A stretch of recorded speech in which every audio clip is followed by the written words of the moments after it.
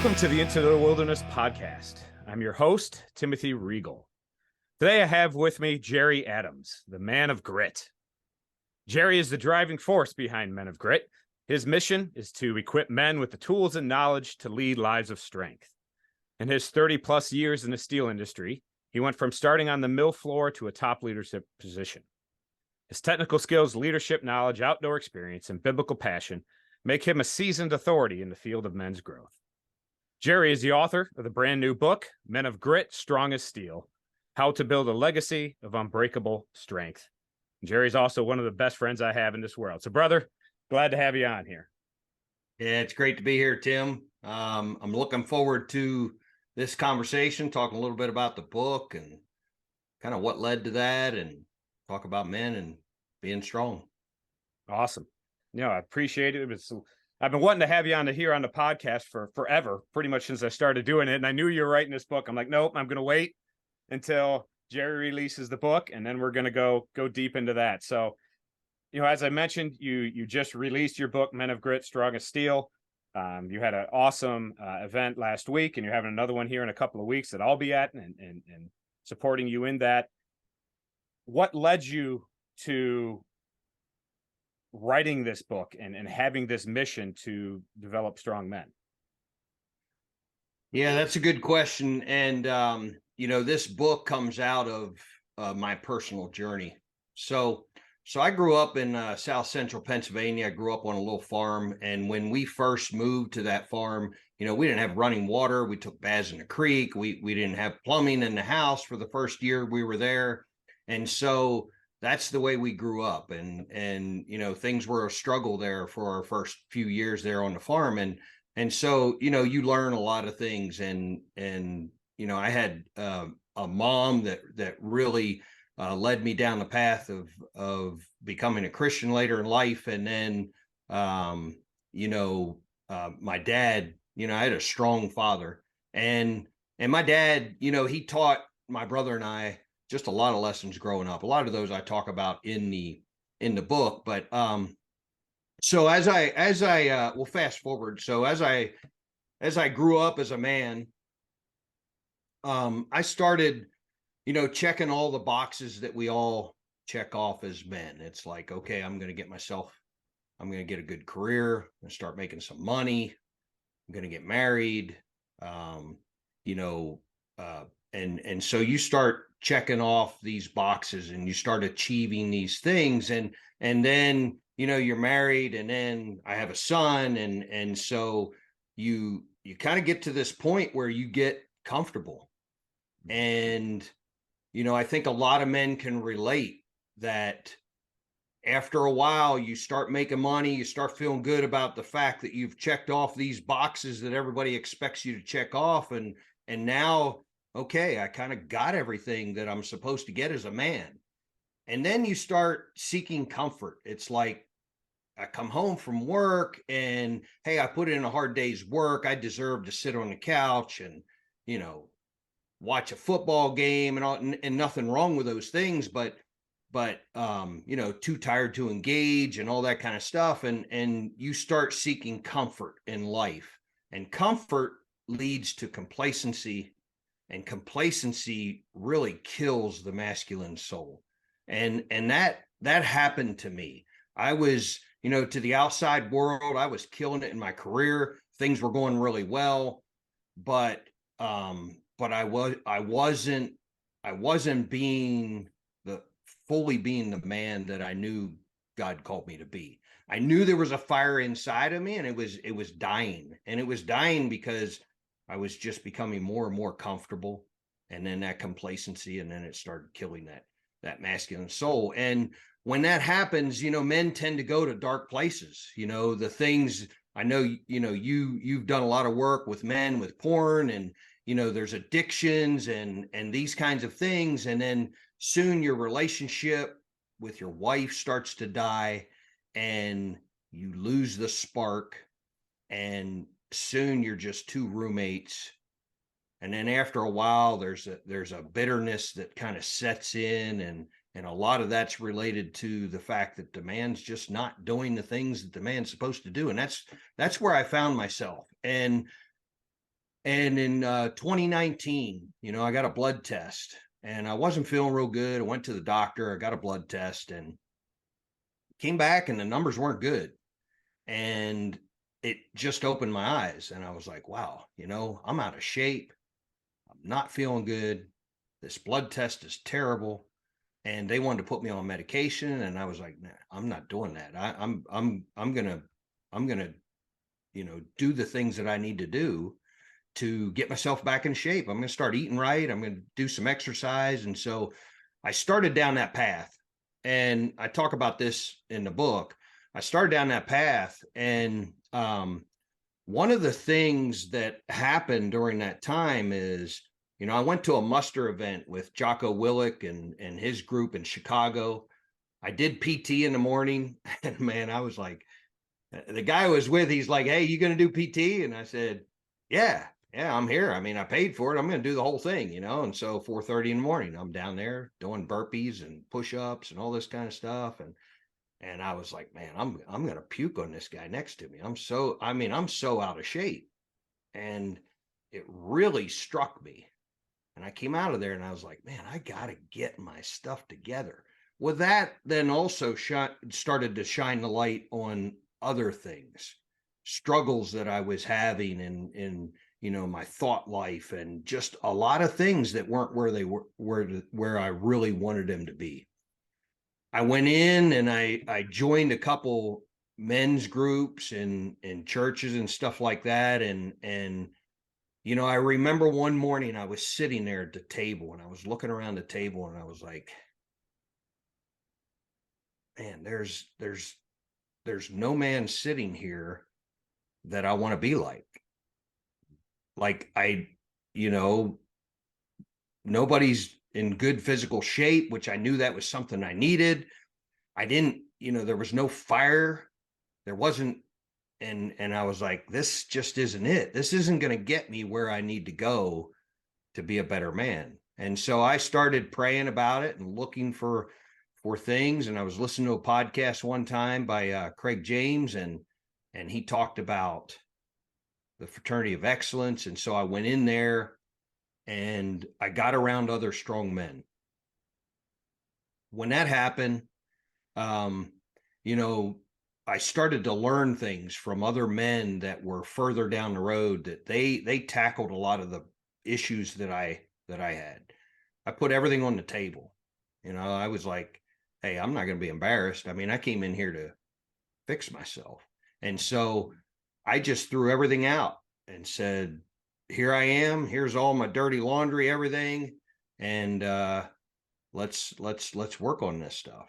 And so that started the process. And, eventually a lot of things came together, but it also made me realize that my dad had taught me some real key foundational lessons that I then leaned on, responsibility, taking initiative, the hard work, and, facing things face to face, and just a lot of things that really helped me, that I fell back on during that time. And so, I started figuring a lot of things out about lessons that were all coming together that helped me come out of that into a time where, I got 30-year marriage that, where the spark was almost gone. Now it's like a blazing fire. It's better than it's ever been. We have what everybody says you just don't have after 30 years. Right. We have it. And I'm living it, and got myself in shape, and my, my body, mind, spirit, just going down the right road now. And, you experience something like that, and, you want other men to experience the same thing. And that started to burn this fire inside of me that was always there. God has always called me to minister to men, but now I had something that I was like, man, I can teach guys something that I did. Like, I came out of that to a much better place, and there's a life out here that most men don't even know exists. I need to tell them how to get from where they are to to this better place. And that's where the book came out of that. And also, 2021, my dad passed away. And I really felt like I wanted to write something that honored my dad. What's interesting about it is this book does both. It does both. It honors my dad and some really key lessons. And he was such a great father. Some key lessons that I learned from him. And then those lessons I built on as I came into a group with other strong men.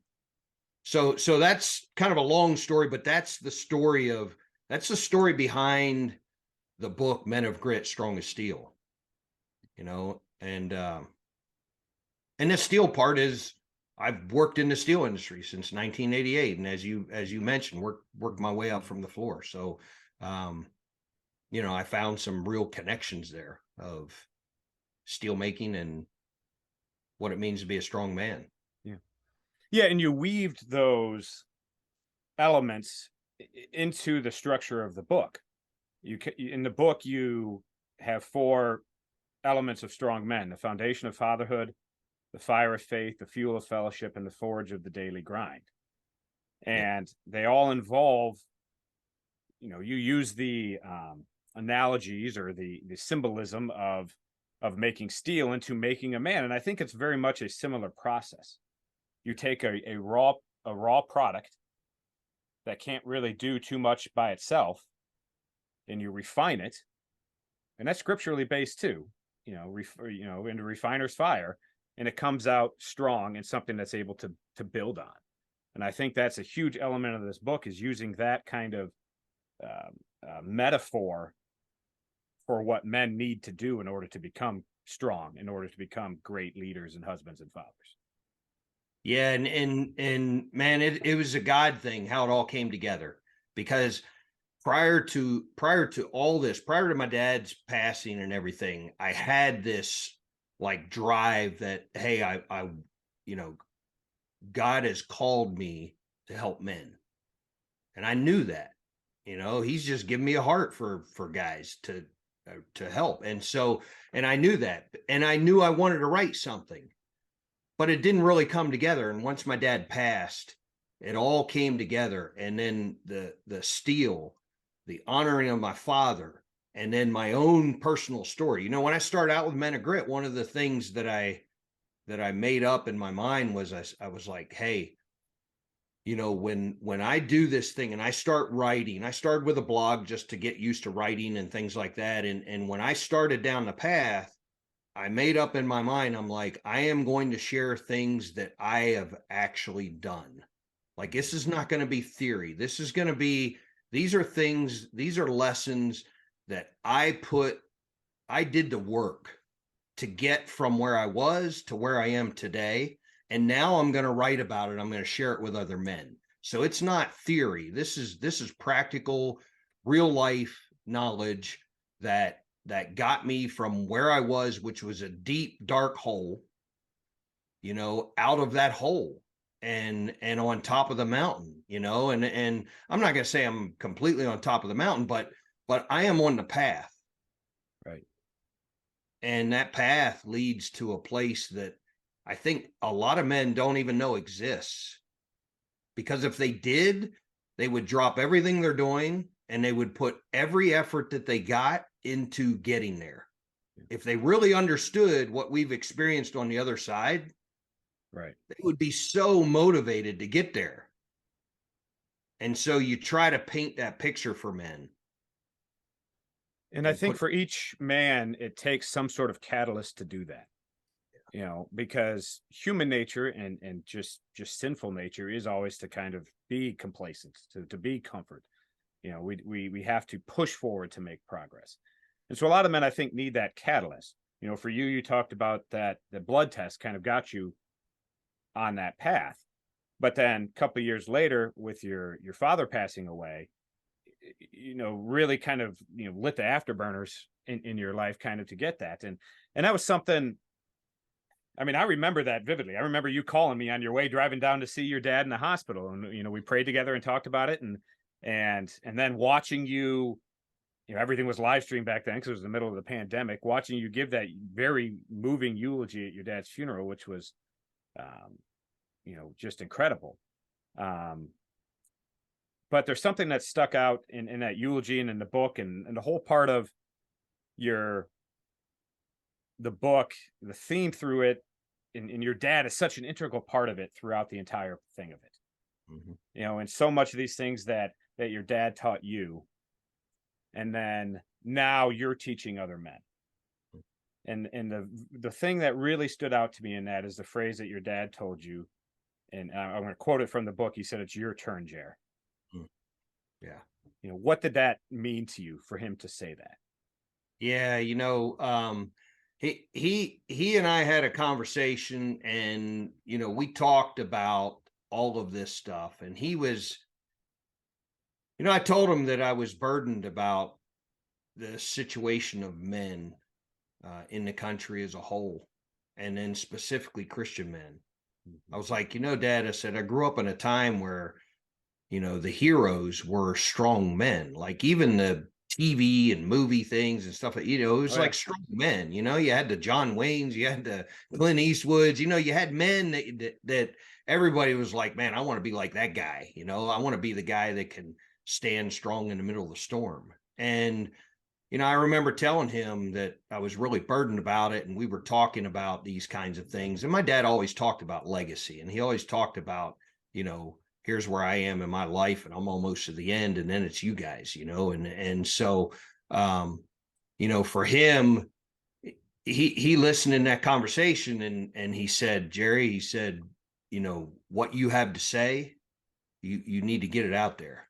Like you are the guy to say, you need to say what this message, you need to get it out there, and men need to hear this. They need to hear you say what you need to say here about men and strength and that kind of stuff. And that stuck with me. And that was a few months before he passed, and so that drove me. And then, at the end, that was the thing that, God really brought to me at the end was probably it wasn't long after he passed. It was that whole idea of it's your turn. It's your turn. And that was the fire, because then it was like, okay, Dad's gone. I'm the eldest Adams. I'm the one carrying the torch now. And so, one of the things I learned in my whole transition of becoming a better man is, once you know what you need to go do, just do it.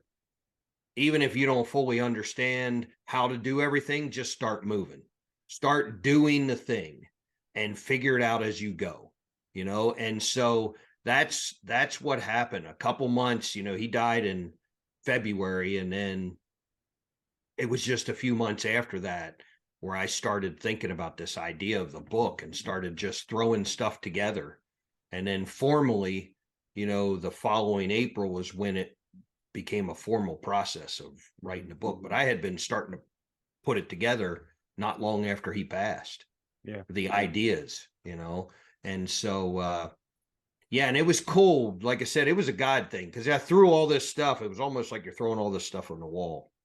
And then you started seeing the patterns of it. And all of a sudden, one day, it just all came. It was like, Foundation of Fatherhood, here's 4 chapters.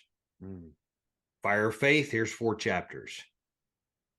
Fuel of Fellowship, here's 4 chapters. And then Forge of the Daily Grind, and here's 4 chapters. And it was just, it all came together. And once it came together, it just resonated with you. You know how, like, when God leads you to something, and then it's kind of gray area, and then all of a sudden it comes together, and you're like, that's it. Okay, that's it. And that's what happened. So. Well, and that first one is Foundation of Fatherhood, and I think it's so important that you use the word foundation, because so many things really do come off of that. I say all the time that almost all the problems in the world can be traced back to the lack of or poor fatherhood. Yeah. And your dad was obviously such a foundation in your life, and my dad was in mine, and hopefully, I am that foundation to my kids, and you are to your son. Why is that fatherhood so important, and why is it the foundation of everything? Yeah, one of the first chapters that I talk about in the book is I talk about the power of an example. Mm. The good example. Our example means everything. When we talk about raising our kids and everything, a lot of times we're talking about like the things we say and how do I do this and how do I do that, and really the foundation to it all is your personal example. I always say, be the man that you want your son to grow up to be, and be the man that you want your daughter to marry. Right. Be that man. And that means you need to, and that's hard work. Like, you need to take the time to look in, because we all know the family sees you for who you really are, the good, the bad, the ugly. And our children are going to follow who we are, not what we say. And the good and the bad and all that is going to come out. And so that's why the example is such an important part. It's foundational to being a father, is being that man that gets it together physically, mentally, spiritually, that you are a rock in the middle of the storm. You are the man that everybody can lean on. And and you don't just wake up and become that one day. And so the father shows the rest of the family about how that's built, and especially sons. We show sons like how a strong man is built. The physical side, like how you eat and how you work out and how you take care of yourself physically. The mental side, and how you think about yourself, your mindset, and can you stay in your frame in the middle of the storm? Spiritually, that you are a man that serves God, that you want to honor God in what you do and how you live your life. And so that becomes the foundation to their lives, because they're looking at you and they see that example. So I think that example makes all the difference. And when you think about it, and I write about this in the book, a lot of people's hangups with God are related to their father. Hmm. Many, many people have a hard time understanding the God of the Bible because of their fathers. It's going to do one of two things. Like in my case, I understood, to me, it was easy for me to relate to the God of the Bible because I saw so many characteristics in my dad. I saw my dad as a rock, someone I could go to that when the storms of life came. I saw my dad as a protector. I saw my dad as this rough and tumble and strong man. And yet, when I had migraine headaches in the middle of the night, he wasn't concerned about the fact that he needed to go work the next day. He walked with me at night until my migraines went away. And sometimes that was an hour walk in the middle of the night, 1:00 in the morning. We're walking down the road out in the country because that was the only thing I could do to get rid of this migraine. And he was right there with me in that, so that made it easy for me to build a relationship with God. And when you really step back and look at the bigger picture for fathers, that's the thing that we really need to be thinking about. Hey, how am I reflecting the image of God? And am I going to make it easier for my children to have that relationship when it comes time to hand off the baton? because our kids, when they're little, they look at us like it's like we can't do any wrong. Like this is you hear the little kids like, my dad can beat up your dad, and all this kind of stuff, right? And so, but they look at us like we can't do anything wrong. But then there comes a time in life where it's time for you to transfer that over to God and say, son, you are now becoming a man. And this faith that you've been under the umbrella of home, it now becomes yours. And I'm here for you and everything, but I want you to be looking to God for your answers in life and your strength and your power and all those kinds of things. I'm here to help you for the rest of my days, for sure.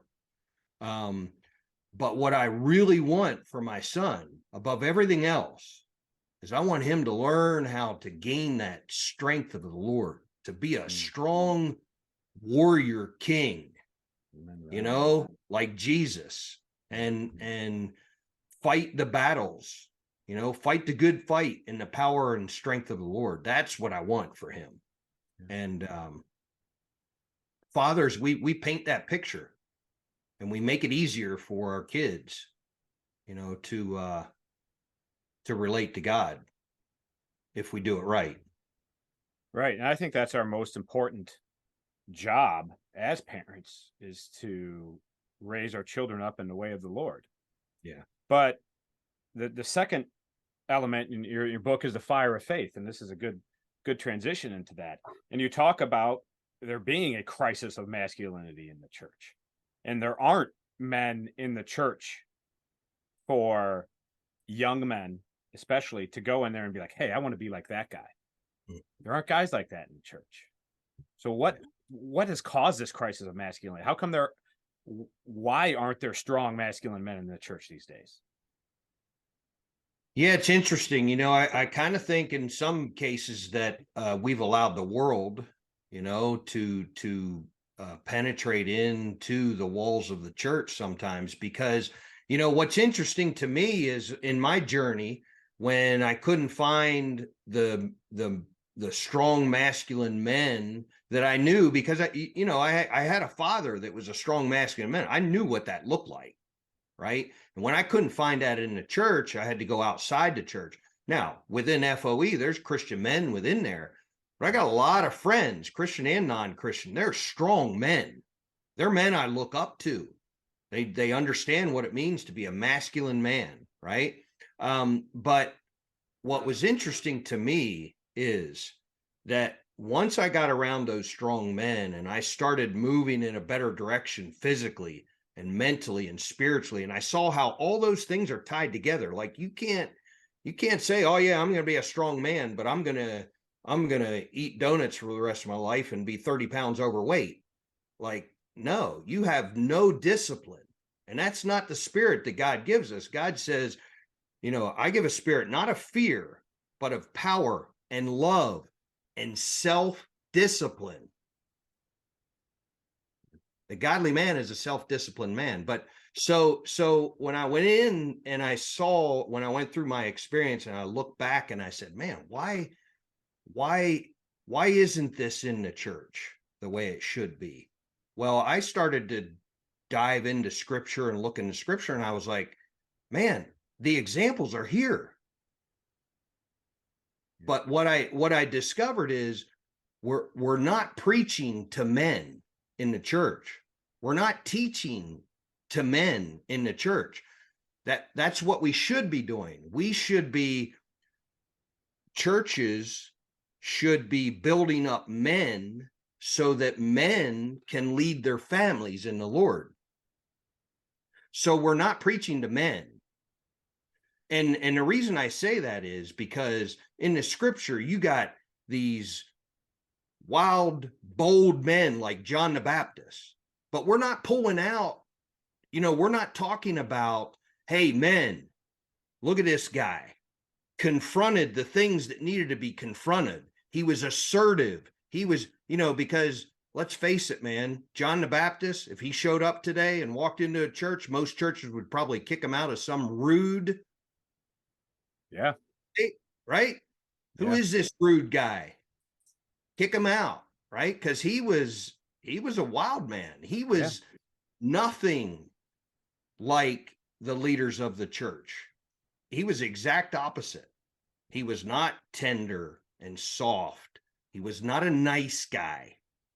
He was a good man. But the reason he was a good man is because he confronted the things that needed to be confronted. He did what God called him to do, and he did it aggressively, right? And so you see those examples. You see Jesus, and I talk about this in the book. Yeah. Jesus goes out into the desert for 40 days in the wild on his own around wild animals. And these are the types of wild animals that destroy human beings.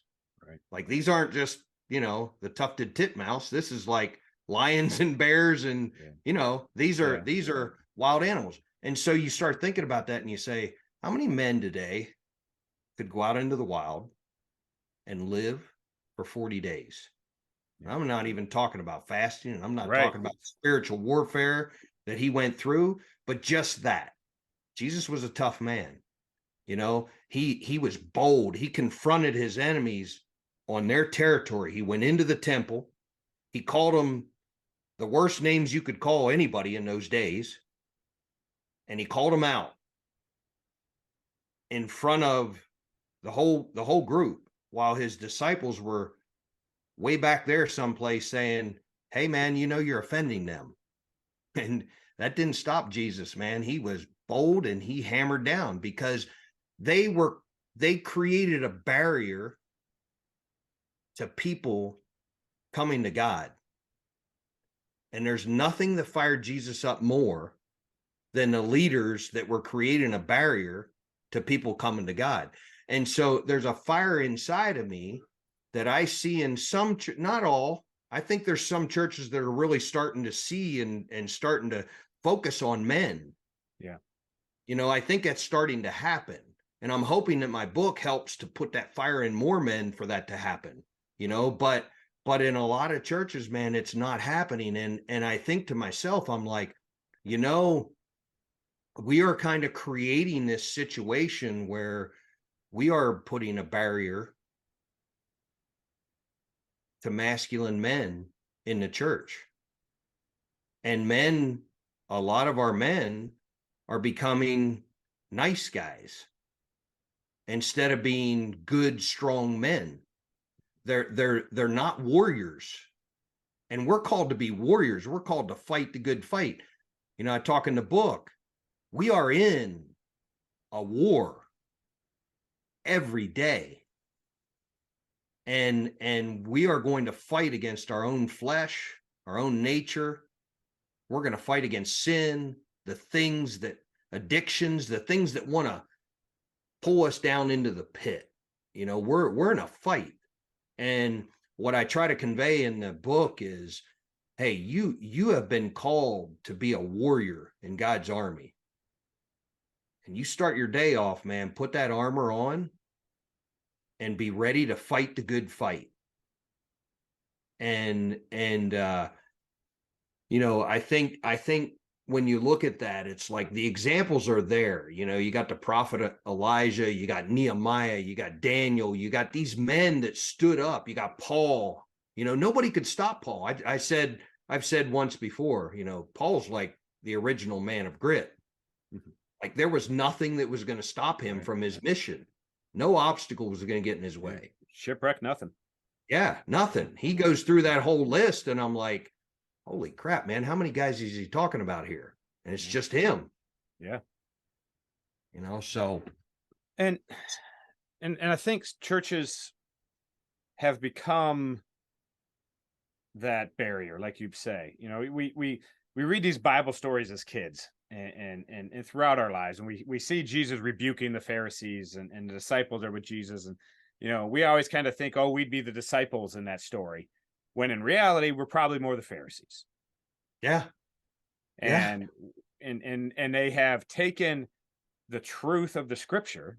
Now, back then they took the truth of the Jewish tradition and made it into something that the Bible isn't, that the Old Testament wasn't, that God didn't teach, and the law that he didn't give to Moses. And I think we've done the same thing in the modern area, where we've taken the Bible and made it fit our own agendas, made it fit a 21st century, social justice, political correctness, whatever you want to call it. And we've just watered it down. And we've created this thing where Jesus is just this soft, sometimes effeminate character that you just need more love, just more love. And Jesus is love, and Jesus is loving and compassionate and caring, and he is all those things. But that's only part of Jesus. Yeah. He's the Lamb, but he's also the Lion of Judah. And we've gotten away from teaching that masculine side of Jesus. And like you say with this book, I hope that sparks a revival in the church to teach who the true Jesus really was. Yeah, I think the cool part about Jesus to me, the dichotomy that is so cool, is you see this strong, bold man that he could stand up to his enemies and go straight at them.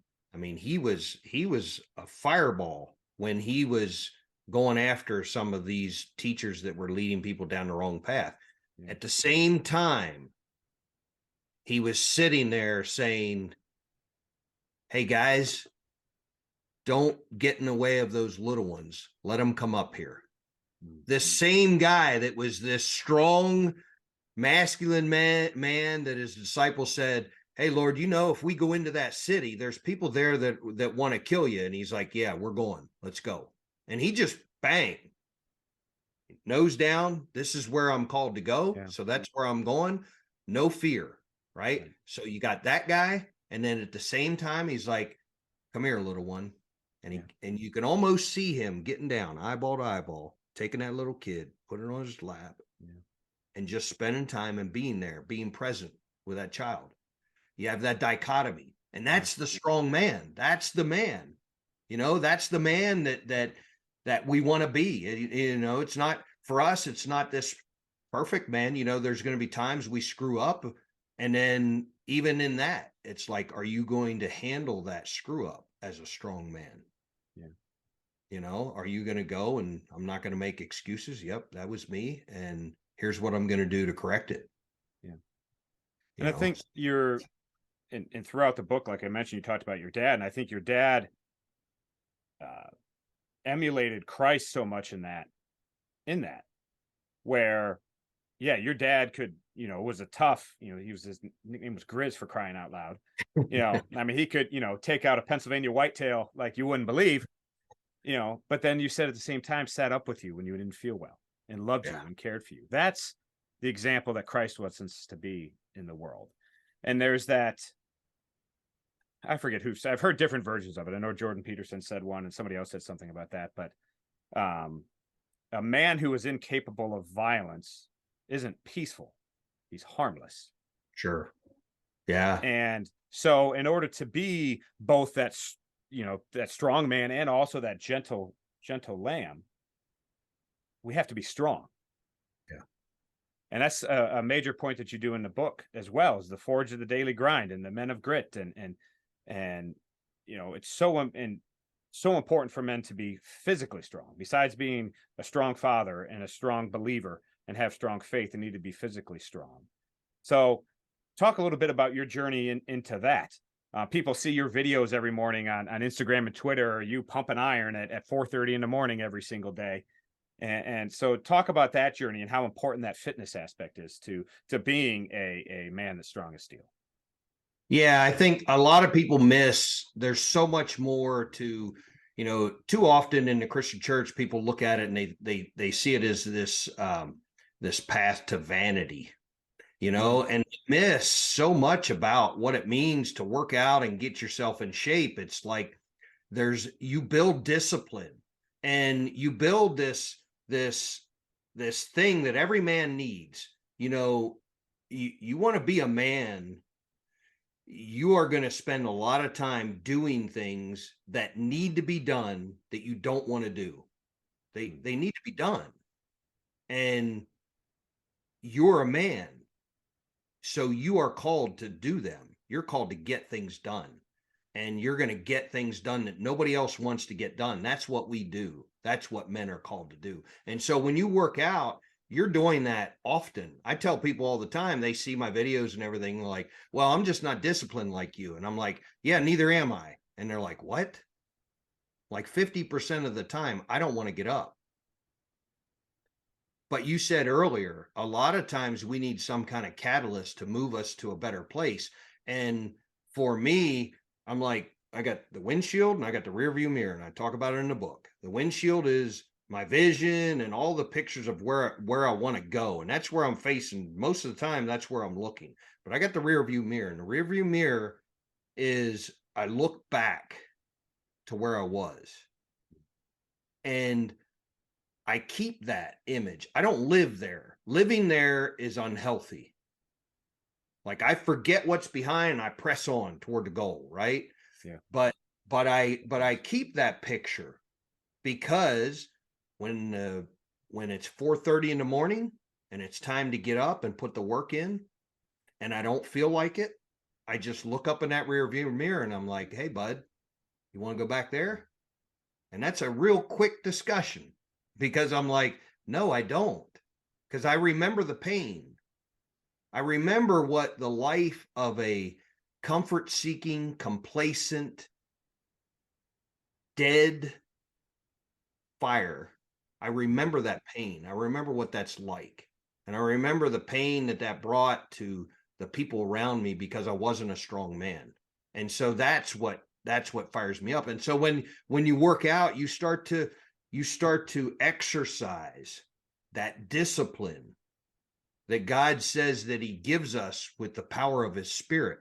And that's the thing that as Christian men, man, we have the power of God living on the inside of us. And he gives us this spirit. And a part of that spirit is this idea of self-discipline. Like I said earlier, you know, the spirit that he gives us, it's not timid, it's not fearful, but it's power and love and self-discipline. And so you learn that self-discipline, you get yourself in shape. So when you do come home, in the past, you would come home and you'd be tired and you wouldn't be ready for your family. You know, it's time to switch hats. Like, it's like, hey, I'm not running a mill anymore. I'm going to take the hard hat off. I'm going to put the dad hat on, and I'm going to put the husband hat on, and I'm going to walk in the door. And when I walk in the door, I'm ready for anything. Hey, guess what happened today? You know, the other day I came home and big old pine tree fell in the neighbor's yard. And I came home and I was dead tired. I was wiped out. I was ready to relax. I came walking in the door and said, hey, did you see the big pine tree that fell in the neighbor's yard? Went down, took a look at it. Yep. Okay. It's pouring down rain. We jump in a four-wheeler, throw the chainsaw in, say, come on, son, let's go.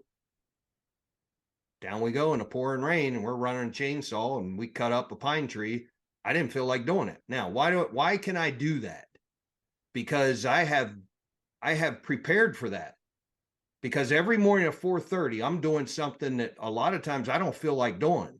And I push myself and I work hard and I push into being tired and all that kind of stuff so that when it comes time that the tree falls in the neighbor's yard and I don't feel like doing it and it's pouring down rain and there's every reason that I used to use to not do the thing, all those reasons are stacked up and I'm like, no, I'm prepared for this. I push through when I don't feel like doing it. And that's what it means to be a man. You know, it's the little things. The other day I came home and we had an accident out in the barn with one of the chickens, broke a leg. Well, guess what? I got to go get the hatchet and take care of it, right? Yeah. So it's somebody has to do it. And, you know, does it feel good? No, but you just don't think about it and you just get done what has to get done. And that's what men do. That's what we're called to do. And so that physical part ties in and that starts to develop this mental toughness that I'm talking about, right? And then that also makes you disciplined in your spiritual life because I know the tie. I know where the discipline comes from because he already told me that comes from his spirit. And so I'm tying all those, the physical and the mental and the spiritual, I'm tying them all together. And we don't tend to do that very well within the church. In the church, we're serving donuts every time we do anything, right? Big potlucks and this and that. And it's like, we need to change that, to men standing at a grill, grilling a bunch of meat. That's what church ought to be, Yeah. So, so that's, and I talk about some of the mental exercises that I did and why I had to do those. And those were very helpful to me. And then the physical, of course. And I talk about scriptural. I talk about, a lot of things that I think we ignore in the church.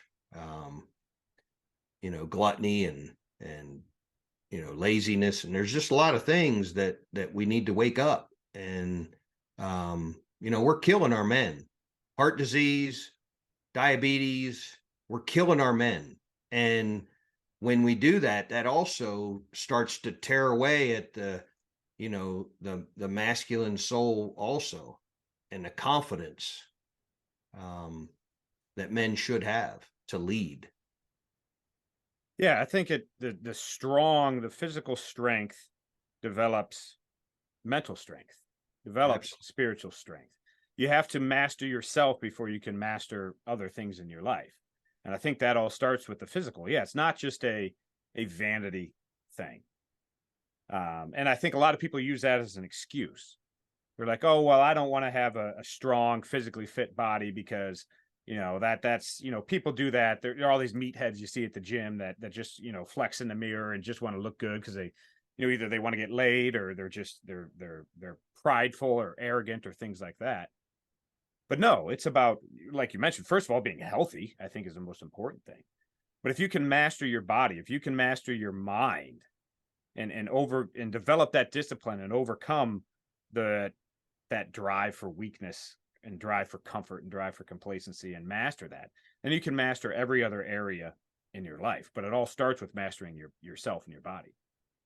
Yeah, and there is a confidence that comes with looking good, like having being in shape. There's a confidence that comes with that.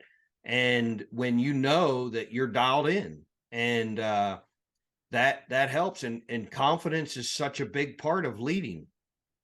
Yeah. Not arrogance, Right.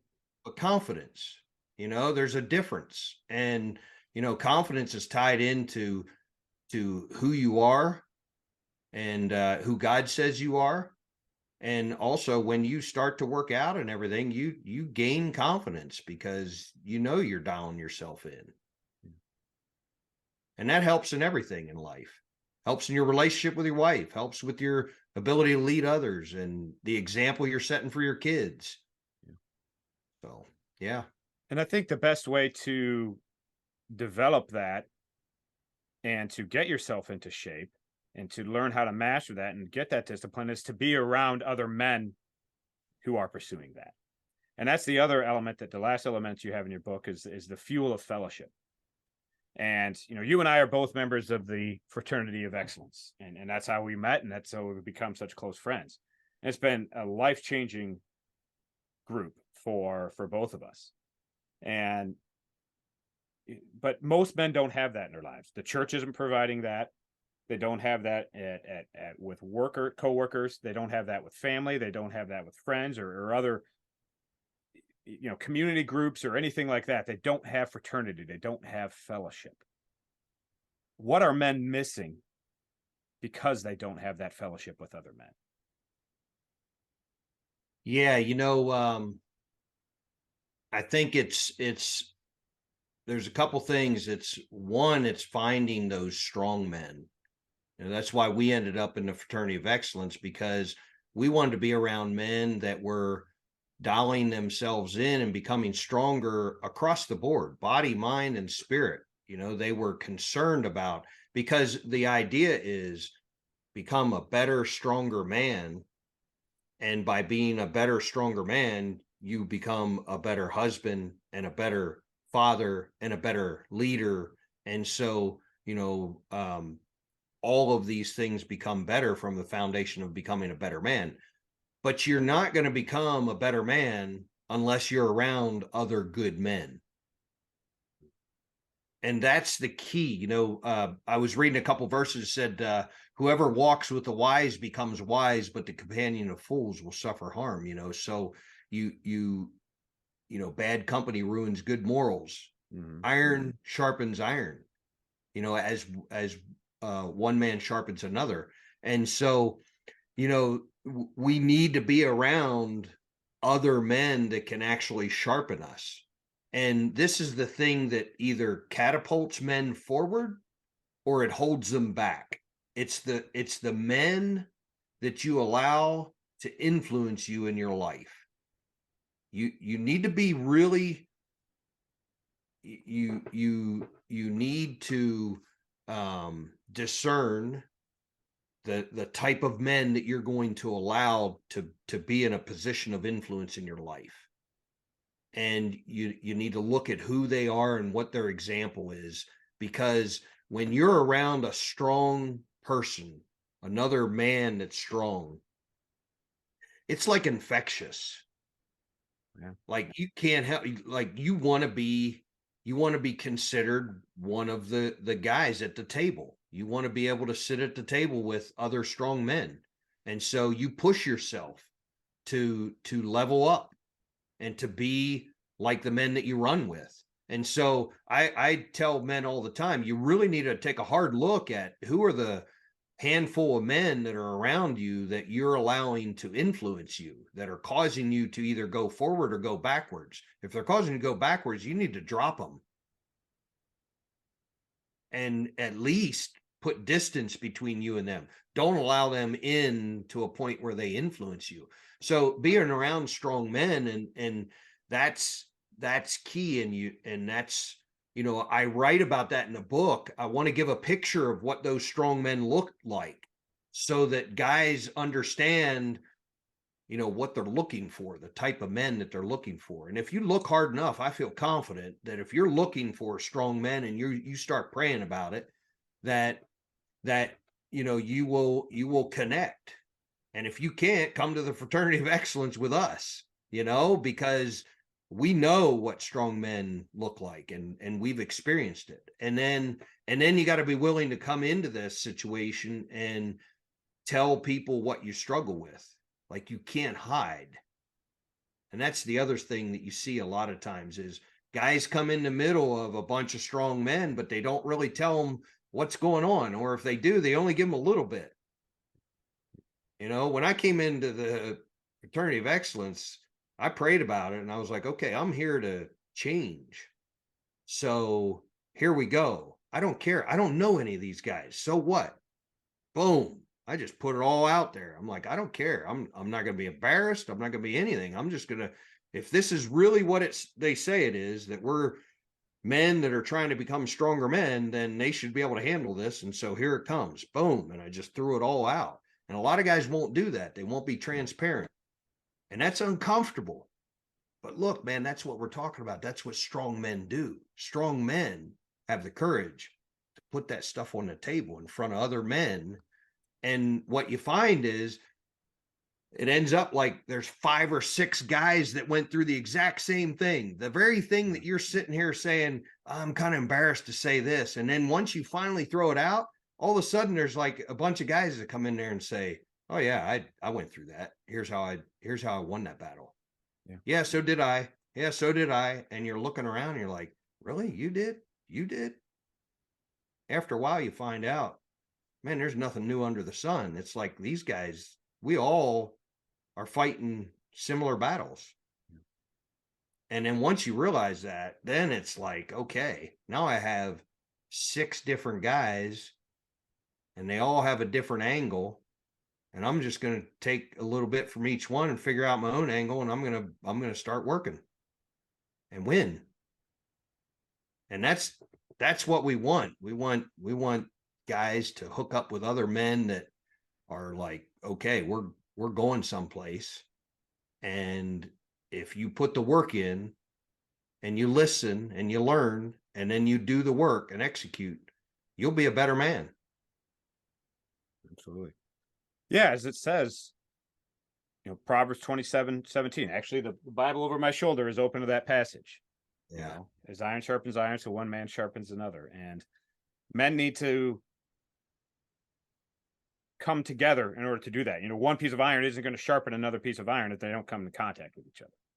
That's right. And so too many men these days are a one-man wolf pack, to quote the one movie. And that's not how men are to be. Men need to come together, and they need to tear down those walls, whether it's shame holding them back, whether it's fear, whatever it might be, to help each other break down those walls so we can be open, be vulnerable. You know, the guys that in FOE that change, you, me, all the other men that are in there, are the guys that do that allow themselves to open up, share their struggles, and they'll find out other men are dealing with the same things and grow. But if you come in here thinking, you know, you already got your shit together and you don't need to change, you just want to be around cool dudes, you're not going to really grow. Yeah. And that's not what we're about either, right? Yeah. Right. And then each man takes from that. You go in there, you're vulnerable, you open up, you learn, you grow, you improve, you get stronger. But it doesn't end there. It gives you the strength to take that back to your family, to your church, to your community. It gives you a mission. One of the things that you have in your book, and I've heard about this long before you even wrote the book, but was your personal mission statement, which I love, is honor God, be true to the man in the mirror, and be a rock for those around you. What does that mean to you, that mission? Yeah, that just all came together through this journey, and it just became crystal clear.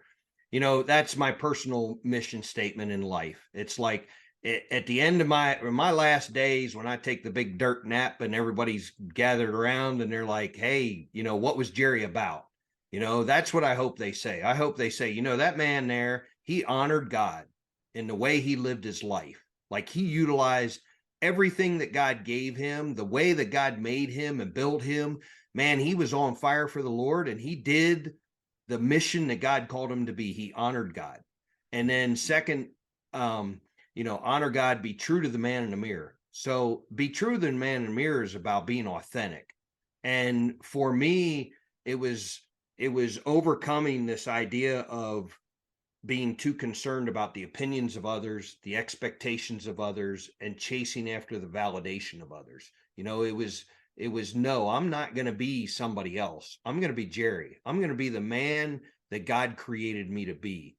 The things that he tells me in the scripture that are true about me now that I've expressed faith in Christ. Now that I'm in Christ, who am I? You know, and really I did a lot of work on that. So I want to be authentic. I want to be the man that God created me to be, because what you find out is when you figure that out and you go out into the world and you speak your voice, you speak the message that God gave you, the way that God gave you to spread that message. When you do that, it becomes powerful and it impacts the world around you. So that, and then be a rock for those around me. You know, that's what I talk about in the Forge of the Daily Grind. We need to prepare, because Christ told us, you know, in this world you will have trouble, but take heart, I've overcome the world. And so he's telling us hard times are going to come. You know, you're going to have things like, you know, your dad dies and you're going to have to step up to the plate and manage things. And you're going to have struggles in life. Things aren't going to go perfectly. And for you and the people around you. And when the shit hits the fan and when the storm is hitting everybody around you, you want to be the man that walks in the middle of it and just calms the whole thing, and everybody else can anchor to you. And the only way that that's going to happen is that you have trained yourself up and you are a strong man in body, mind, and spirit. All of that stuff, that forge, which takes something that's strong and it makes it even stronger. And the forge has to hit every piece of the steel in order to make it strong, so there's no weak spots. And when you do the work, that's what you're doing. You're hitting every piece of your life as a man. So no matter what comes your way, you're going to be able to be the rock for those around you. And that's what that forge is all about. And too many men are like, yeah, if we ever had to fight a battle or we had to do this, I would do this and I would do that. And then you look at him and you say, dude, you're only going to run 25 yards because you're 50 pounds overweight. You're going to be completely out of breath. You're going to fall over dead and have a heart attack. Like, I know what you're thinking because of maybe who you used to be, but you're not that man right now. And we need to train so that we are that man, so that when we come home and we're exhausted and something needs to be done, that we can push ourselves. Like, we don't have to rest. When we get the chance, we will rest. But when there's something that needs to be done, we're not going to have to call somebody else to do it. We're going to be the man, and we're going to do it, and we're going to be a rock for those around us. That's what I want in my life. And that mission for me personally goes out, and I'm like, okay, I got to build myself up. And then if I be the rock for those around me, that includes Men of Grit. It's first my core, my family, right? I want to be strong for my family. But then that goes out to outer rings, and then it goes out to my brothers, and it goes out to these men that I know God called me to lead. And it's like, I need to be strong. I need to be the example first. And then as I follow Christ, then follow me, just like Paul said, right? If I'm not following Christ, then hey, don't even pay attention to me. Go someplace else, right? But you want to be that example. And so out of that personal mission statement came Men of Grit, the book, and everything else. It's like, okay, now I want to be a rock and be an example so that other men can now get a picture and get an idea and get a vision. That's what we need. The people perish because with no vision, right? There's what's that scripture? It talks about, where there is no vision, the people perish, right? And we don't have a vision for what it means to be a strong man in the church, in a lot of churches. And that's what I'm hoping. I'm hoping this book paints that picture. That's the fire that's in my heart is, man, we want a vision, because I just have this picture of guys reading a book together and going through the questions together and getting on fire and coming out and saying, man, we're going to change this church that we're a part of here. And we're going to change it because this thing is going to be the spark. And that's going to start it. And then you're going to run your own fire and go into that church and set the whole place on fire. And you're going to be like, and people are going to be like, man, what's the deal with these men? Man, strong men can have a strong impact in this world. Don't turn around our churches. So at the end of every podcast that I do, I like to give my guests an opportunity to speak directly to my audience. So if there's a man out there who's listening to this, he's resonating with what you've said throughout this. Maybe he is like you used to be. He's overweight, he's struggling, he's gotten comfortable, he's gotten complacent, and just satisfied with checking all the boxes and not really going anywhere in life. His faith is faltering. His family could be falling apart. He's listening to this. What do you say to him, and what encouragement do you give that man? Yeah, I would tell him, I'd say, hey, brother, this is all going to seem kind of overwhelming at first. And you might read my book and it might be like drinking out of the fire hose.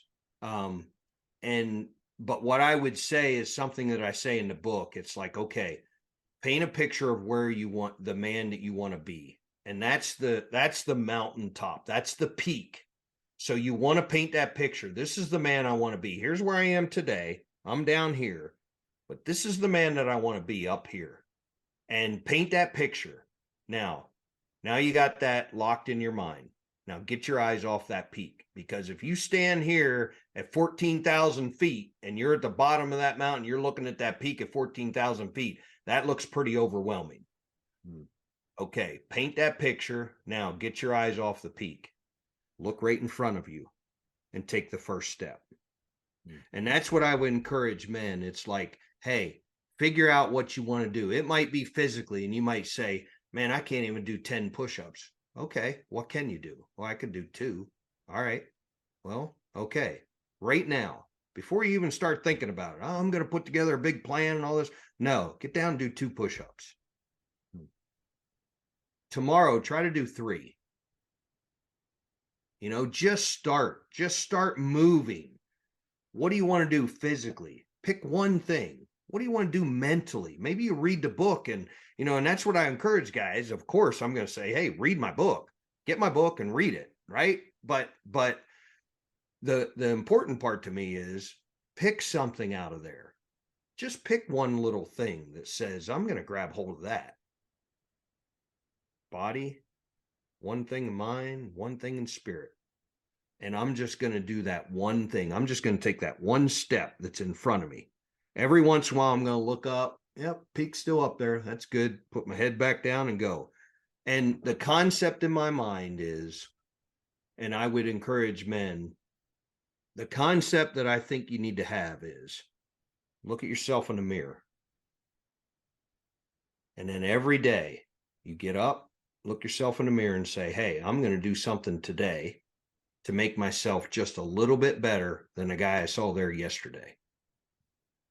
That guy in the mirror is your competition. He's the guy that's going to stop you or hold you back, but he's also the guy that's going to move you forward.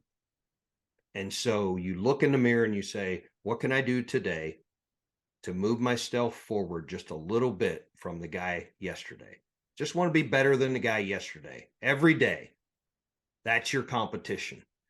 You do that for 365 days, you're going to wake up a completely different man a year from now.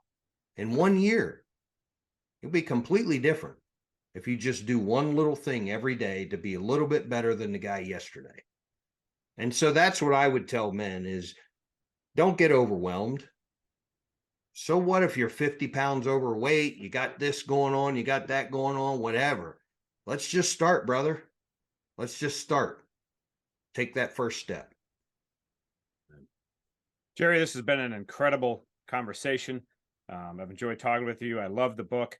Where can men go to learn more about you, to follow you and your content, and where can they go to purchase the book, Men of Grit? Yeah, I have a website, menofgrit.com. So it's all one word, menofgrit.com. I'm most active on Twitter at men_of_grit. The exact same thing at Instagram, men_of_grit. And so those are the places where you'll find me most active. And there you can reach out to me and DM me and hook up and ask any questions you want to ask. Go on Amazon, Men of Grit. Strong as Steel is my book. It's out there. It's just moved into the #1 new releases under men's spiritual growth. So happy about that. And, if you do read the book and it really has an impact on you, I would appreciate a review on Amazon. That helps boost the rankings. And when you boost the rankings, Amazon grabs hold of that and it goes out into the world. And I want the message to get out and spread out, men that have, pastors or men's ministry leaders or whatever that they think, hey, I want to get one of these books in their hand. Let me know if I can send one to, your ministry leaders, men's ministry leaders or something like that. I want this message to get out there. Well, Jerry, this has been awesome. Thanks so much for coming on the show. I'm so glad we finally made this happen. Yeah, man. It's always great when we get together, man. I know there's always going to be fire. So I love it. I love it. All right. Thanks, Jerry. You bet. Thanks. This has been an episode of the Into the Wilderness podcast. This is Timothy Regal. Thank you for listening. For additional content and to learn more about Into the Wilderness, visit www.intothewildernessblog.com. You can follow me on Twitter, Instagram, and all other social media at Timothy Regal. TimothyReigle. If you're like me and many other men, you've struggled with porn. I was addicted for over 15 years and thought I would never break free. But through accountability, hard work, and never giving up, I found freedom from porn and sex addiction. If you're fighting the same battle, know there is hope. You can defeat this, but you cannot do it alone. That's why I offer one-on-one coaching to walk beside you in your battle. I'll provide personal guidance, support, and encouragement, and most importantly, accountability to keep you on track and help you reach your goals. So if you're ready to finally quit porn for good, if you're ready to put in the hard work, and if you're ready to finally take control of your life back, click on the link in the show notes to go to www.intothewildernessblog.com or DM me on Twitter or other social media to get started in your path to freedom today.